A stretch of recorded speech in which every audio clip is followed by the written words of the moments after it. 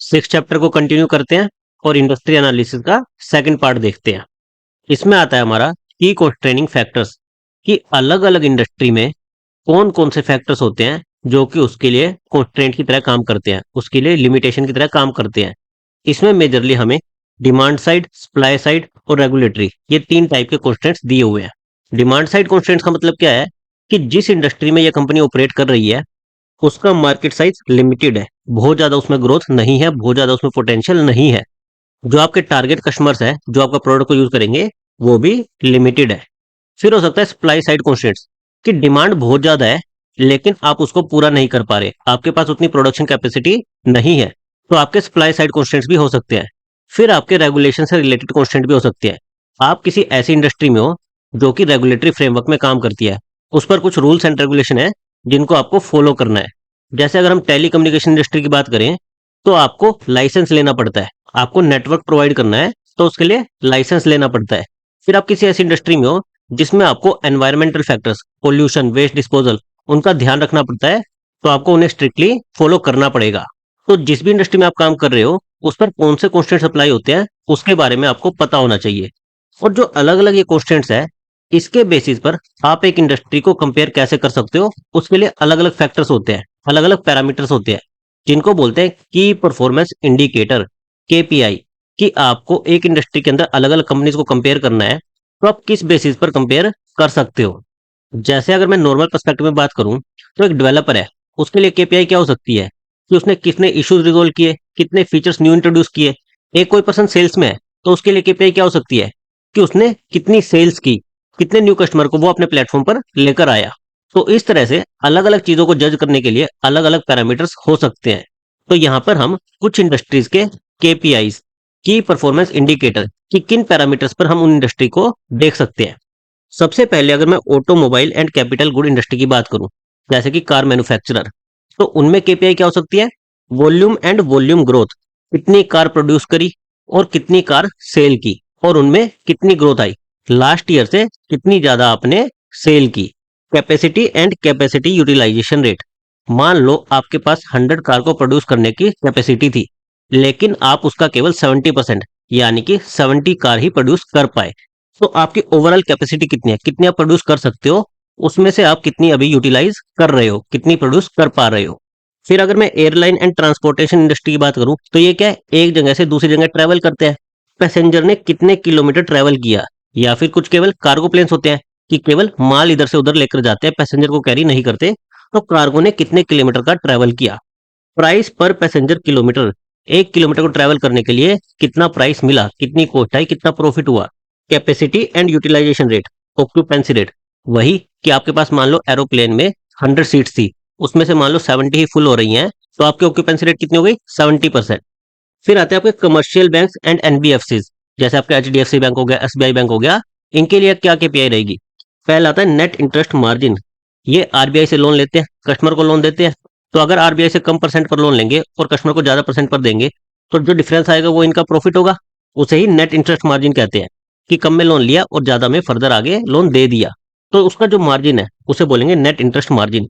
फिर आपके NPA ratios, non performing asset ratio, आपने कोई बैड लोन दे दिया जिसकी अभी आपको वापस ईएमआई नहीं मिल रही, आपको लोग पैसा वापस नहीं कर रहे, तो एनपीए रेशो, कितनी ऐसे सेट्स है जो कि नॉन परफॉर्मिंग है। Growth rate in deposits and loans, आपके करंट अकाउंट, सेविंग अकाउंट में कितना डिपॉजिट पड़ा है और उसमें ग्रोथ रेट क्या है, कितनी तेजी से वो ग्रो हो रहा है। सिमिलरली आपके अभी कितने लोन दे रखे हैं और लोन्स में ग्रोथ क्या है। फिर अगर मैं आईटी सर्विसेज, बीपीओ, केपीओ, इन सब की बात करूं तो इनमें क्या आएगा, एवरेज रेवेन्यू पर full time equivalent. Full time equivalent को आप ऐसे समझ सकते हो, फुल टाइम एम्प्लॉय कि एवरेज रेवेन्यू कितना आ रहा है हर एक एम्प्लॉय के बदले में। बेंच स्ट्रेंथ कितनी है, कितने एम्प्लॉय आपके अभी बेंच पर है। एट्रिशन रेट, कितने एम्प्लॉयज आपकी कंपनी को छोड़कर हर साल जा रहे हैं। एक्सचेंज रेट, जैसे यूएसडी आईएनआर, कोई कंपनी मान लो यूएस डॉलर में कमाई कर रही है, अल्टीमेटली उसे आईएनआर में कन्वर्ट करना पड़ेगा, तो उसको एक्सचेंज रेट से भी फर्क पड़ेगा। ज्योग्राफी ऑफ क्लाइंट्स, उसके जो कस्टमर्स है, क्लाइंट्स है, वो कहाँ के हैं, यूएस के हैं, यूरोप के हैं, इंडिया के हैं, किस ज्योग्राफी के हैं। फिर मीडिया, इसमें आपका क्या आएगा, टीआरपी, कितने लोग आपके चैनल को व्यू कर रहे हैं। Average ad realisation per unit, आपका रिवेन्यू किससे आएगा? एड से आएगा, जो भी आप अपने प्लेटफॉर्म पर एड दिखाओगे। फिर कंटेंट एक्विजिशन कॉस्ट, आपको अपने प्लेटफॉर्म पर कंटेंट दिखाना है, तो उसको एक्वायर करने के लिए आपको कितनी कॉस्ट लग रही है।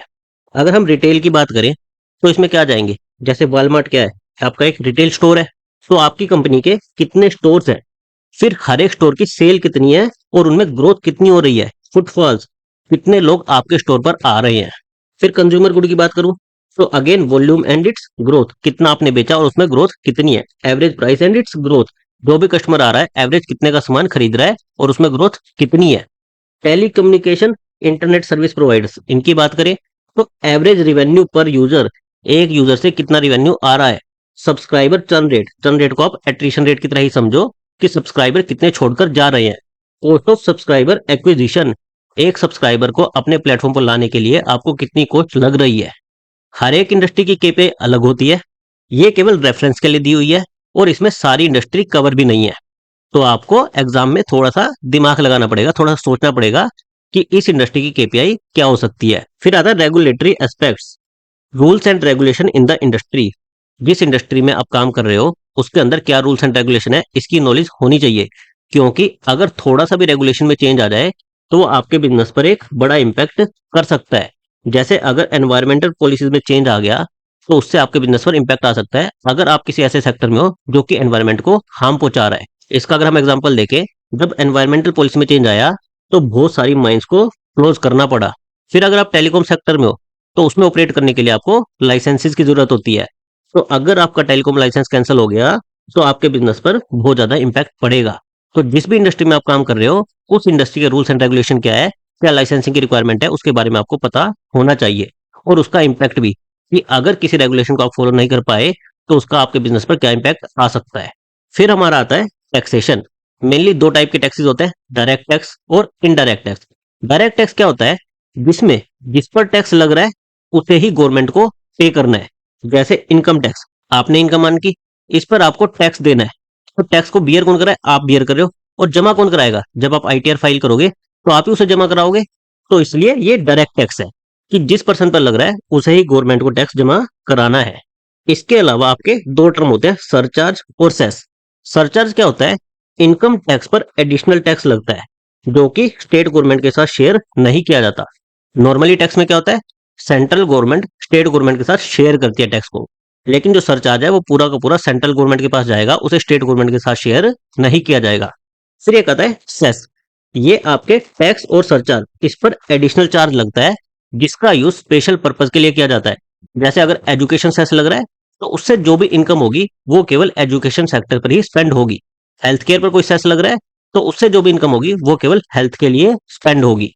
तो सेस क्या होता है, एडिशनल लेवाई जो कि इनकम और सरचार्ज पर लगता है, जिसका यूज कुछ स्पेसिफिक पर्पज के लिए किया जा सकता है, जैसे health and education. Indirect tax में क्या होता है कि जिस पर्सन को टैक्स देना है और जो दे रहा है गवर्नमेंट को, ये दोनों अलग अलग होते हैं। The person bearing the tax differs from the person liable to collect and transfer such tax to the government. इसका एग्जांपल क्या आते हैं, आपका GST, goods and service tax, excise duty, value added tax and customs duty. जैसे जब कोई seller product बेच रहा है, कस्टमर को प्रोडक्ट बेच रहा है, तो सेलर कस्टमर से जीएसटी ले लेता है और गवर्नमेंट को जमा करवा देता है। तो बियर कौन कर रहा है, कस्टमर कर रहा है, यानी कि टैक्स दे कौन रहा है, कस्टमर दे रहा है।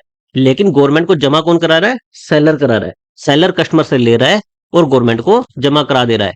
तो इसमें बियर करने वाला, कि जिसने टैक्स एक्चुअल में दिया वो कौन है, कस्टमर, लेकिन जिसने गवर्नमेंट को जमा कराया वो कौन है, सेलर। तो दोनों डिफरेंट डिफरेंट पर्सन है, इसलिए ये इनडायरेक्ट टैक्स के अंदर आता है। अब गवर्नमेंट टैक्स का यूज एज ए टूल कर सकती है किसी भी बिजनेस को एनकरेज या फिर डिस्करेज करने के लिए। अगर उसे किसी बिजनेस को एनकरेज करना है तो वो उस पर टैक्स कम कर देगी, किसी को डिस्करेज करना है तो उस पर टैक्स बढ़ा देगी।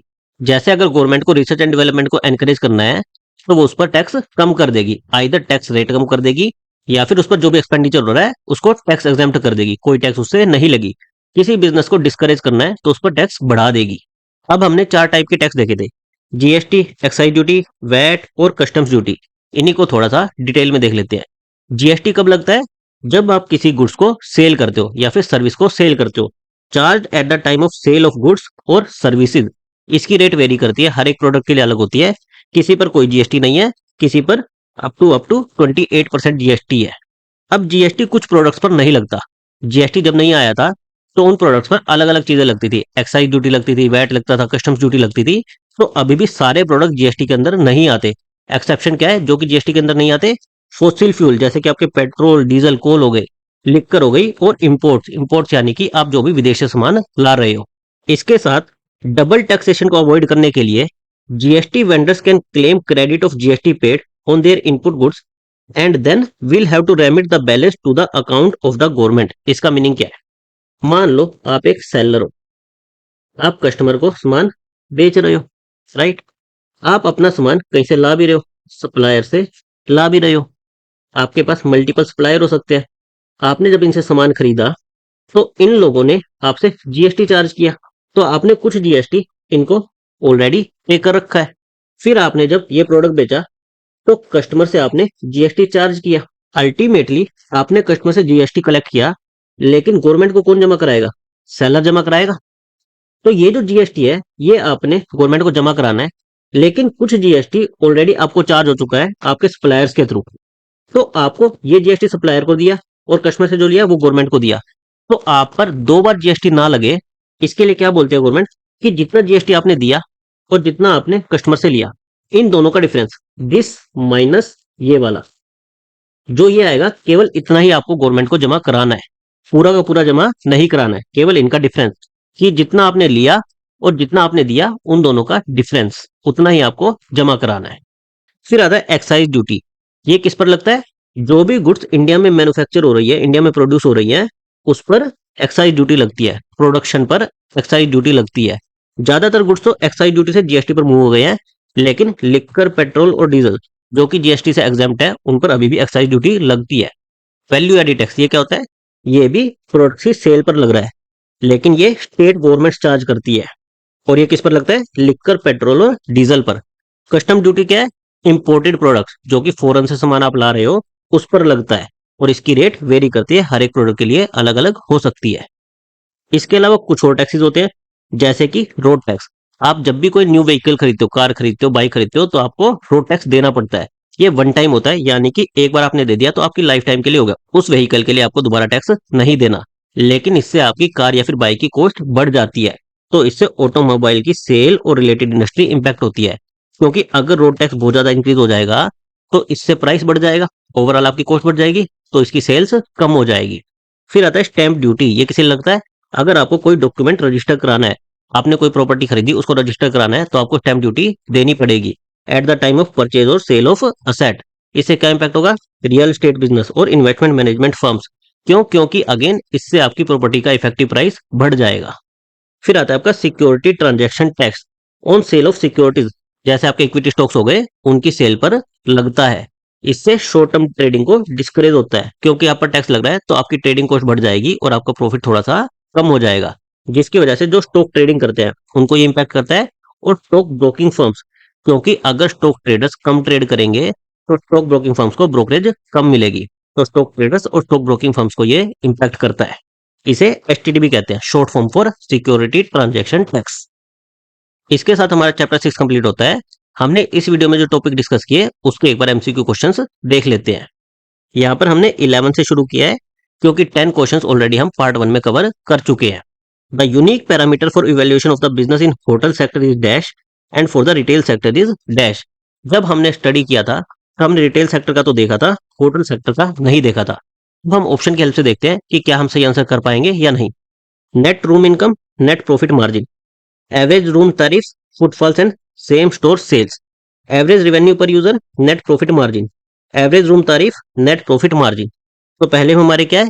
होटल सेक्टर के parameters, net room income, average room tariff, average revenue per user, average room tariff, ये सारे सही लग रहे हैं। तो इससे तो हम नहीं बता सकते कि हमारा आंसर क्या होगा, क्योंकि हमने स्टडी भी नहीं किया था कि होटल सेक्टर में हमारे कौन से केपीआईज होते हैं। लेकिन रिटेल सेक्टर के हमने स्टडी किए थे, तो इसकी हेल्प से हम आंसर करने का ट्राई करेंगे। Net profit margin, footfall and same store sales, net profit margin, net profit margin. तो हमने रिटेल सेक्टर क्या देखे थे? सेम स्टोर सेल्स ग्रोथ और फुटफॉल्स। तो ये वाला आंसर करेक्ट है, इसलिए हमारा आंसर कौन सा करेक्ट होगा? Option B, average room tariffs and footfalls and same store sales. Which of the following is a key parameter while analysing the telecom sector? Weighted average cost of capital, internal rate of return, average revenue per user, monetary policy of RBI. तो correct answer है इसका average revenue per user, ये हमने देखा था। Dash is a unique parameter for evaluation of banks, banks के लिए कौन सा यूनिक पैरामीटर है? Footfalls in the bank branches, net interest margin, it's promoter group, the history of profit slash losses. तो इसमें क्या होता था? नेट इंटरेस्ट मार्जिन, कि कितने पर लोन ले रहे हो और कितने पर लोन दे रहे हो, उनका difference. Option B net interest margin. Sometimes any small changes in the industry configuration can trigger significant change in the industry prospects. True or false? किसी भी इंडस्ट्री कॉन्फ़िगरेशन में अगर कोई स्मॉल चेंज आ जाए तो वो बड़ा इंपैक्ट कर सकता है। तो ये स्टेटमेंट ट्रू है। हमने देखा था कि रेगुलेटरी एस्पेक्ट्स में अगर रेगुलेशन में कुछ चेंज आ जाए तो उससे हमारा बिजनेस इंपैक्ट हो सकता है। Surcharges dash a special amount which is collected to be use for a specific purpose, a levy charge on the taxes which are paid using digital methods, an additional levy that is transferred to the state governments, an additional levy that is not shared with state governments। तो surcharge क्या होता था? Additional लेवाई जो कि government के साथ share नहीं करते थे। Option D. In India excise duty is levied on dash, excise duty किस पर लगती है? Alcohol beverages, plastic products, detergents, all of the above. तो किस पर लगती थी? लिक्कर, पेट्रोल और डीजल पर। तो अल्कोहल बेवरेजेस क्या होते हैं? Liquor. Option A. Any changes in the security transaction tax will have an effect on which of the industries? Defense supply industry, pharma industry, security manpower suppliers, stock brokerage firms। तो STT में कोई भी change होगा, अगर STT बढ़ गया तो tax बढ़ जाएगा, इससे ट्रेडिंग कॉस्ट बढ़ जाएगी, ट्रेडिंग कम होगी, तो उससे स्टॉक ब्रोकरेज फर्म इनको नुकसान होगा। ट्रेडिंग कॉस्टली हो जाएगी, इससे ट्रेडिंग वॉल्यूम कम हो जाएगी और स्टॉक ब्रोकरेज फर्म इफेक्ट होंगी। Option D. Identify the goods that attract custom duties in India. Custom duty किन पर लगता है?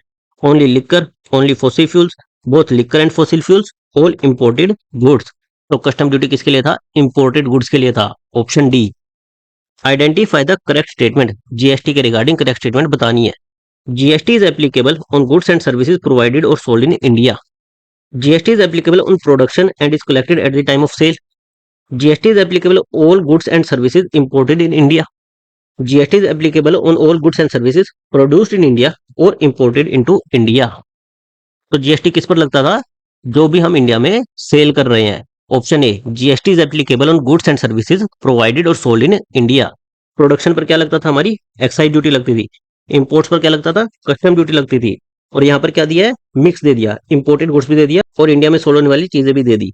तो जीएसटी और कस्टम ड्यूटी का मिक्स दे दिया। Identify the correct statement. GST vendors can claim credit of GST paid on their input goods and then will have to remit the balance to the account of the government. GST vendors will have to deposit the entire GST collected with the government. GST vendors can keep the GST collected with themselves as it's part of their income, none of the above। तो हमने देखा था कि customer से जो GST लिया उसमें से हम किसको सब्ट्रैक्ट कर सकते थे? जो हमने सप्लायर को जीएसटी दिया, तो हम जीएसटी क्रेडिट ले सकते थे। इसलिए option A. GST vendors can claim credit of GST paid on their input goods and then will have to remit the balance to the account of the government। बचा हुआ ही उसे गवर्नमेंट को देना है। लास्ट में आप लोगों के लिए बोनस क्वेश्चन है जिसका आंसर आपको कमेंट करके बताना है। Online businesses depend on internet penetration and changing habits of people on shopping. Online business जो है वो इस पर डिपेंड करते हैं कि इंटरनेट कितना ज्यादा यूज हो रहा है और पीपल की हैबिट कैसे चेंज हो रही है शॉपिंग के रिगार्डिंग। ट्रू और फॉल्स? इसके अलावा आपके कुछ भी डाउट हो आप मुझे कमेंट करके पूछ सकते हो। Thank you guys.